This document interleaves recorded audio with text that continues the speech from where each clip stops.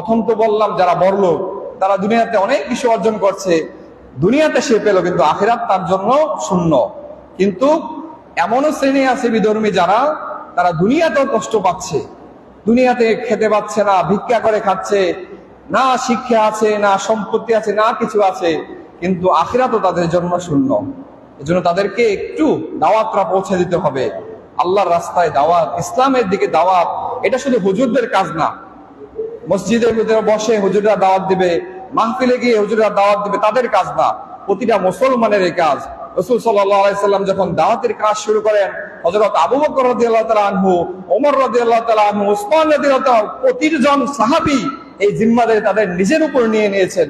তারাও আরেকজন মুসলমানকে, আরেকজন বিধর্মীকে দাওয়াত দিয়ে ইসলামের দিকে নিয়ে এসে, সুবহানাল্লাহ। তো এই জন্য এটা হুজুরদের শুধু জিম্মাদারি না যে তারা অন্য ভাইকে, অন্য মানুষকে শুধু দ্বীনের দিকে